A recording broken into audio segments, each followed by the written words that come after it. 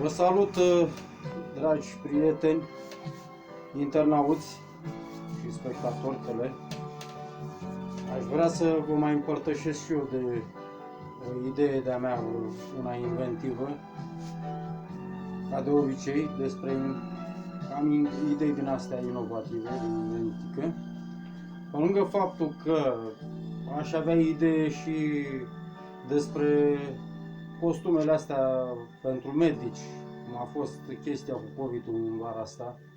Deci așa cum sunt făcute, confecționate geci și tot felul de îmbrăcăminte din asta cu încălzire corporală, o bază de baterii, de senzori, știu eu. De ce nu s-ar inventa și un costum special pentru cadrele medicale?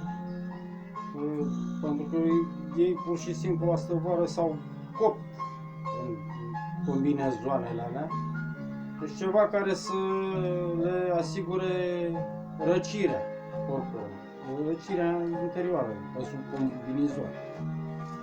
Deci tot așa niște turbini din astea pe bază de baterie care absorbe aerul undeva pe la baza pieptului, probabil că în spate, și în interiorul combinezonului prin căi de acces furtunașe speciale care să asigure temperatura corpului acceptabilă. Bun. Acum ideea principală ar fi alta.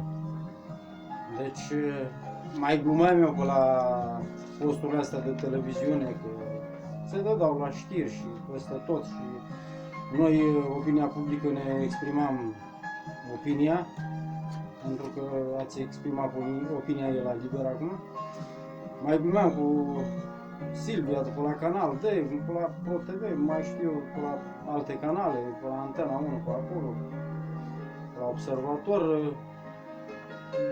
Dădeau știrile astea despre metrou, că ploua la metrou. Și eu, ca să, cum am eu spiritul ăla de glumă, să fac glumă pe chestia asta cu metrou submersibil. Și am stat și m-am gândit așa, dar de ce nu s-ar putea realiza chiar un metrou submersibil? De ce nu s-ar face așa ceva? Cum ar fi, de exemplu, că observați și dumneavoastră, cam așa să arate și să cutreiere mările și oceanele lumii. Deci capul tractor,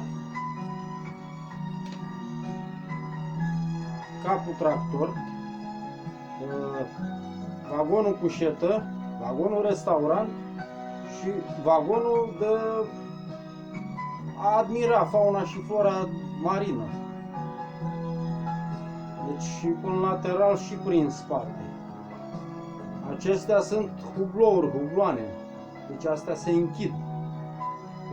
Personalul deci de bază de aici, conductor, va fi, mă rog, așa cum va fi stabilit atunci pe un moment, dar va fi dotat și cu o echipă de securitate militară, care să, în caz de ceva, și cu armament, bineînțeles, anti-torpilă, anti-submarină, anti-știu eu. Deci ei nu vor acționa decât în caz defensiv, atât, deci de apărare, nu în alt mod. Pentru orice eventualitate. Acolo va fi o grupă de militari de securitate care va asigura securitatea acestui supervehicul. De asemenea, va fi dotat cu senzori de detectare, cu sonare super de detectare, cu retrovizoare telescopice, care va fi supravegheat mersul.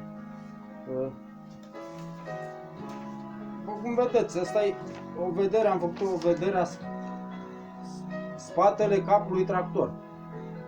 Deci, după cum observați, e dotat cu 3 motoare. 3 motoare Iar aceste brațe se deplasează după caz, deci se mai apropie, se mai deci pur și simplu ca brațul de macara. Lateral, puțin stânga-dreapta, deci sunt în regloare. Se reglează. Depinde de situație, de adâncime, de, mă rog, în timpul mersului. Ar fi ceva senzațional dacă s-ar realiza, e o idee de-a mea. Cam atât am vrut să vă împărtășesc. Vă doresc o zile și vremuri mai bune. Super!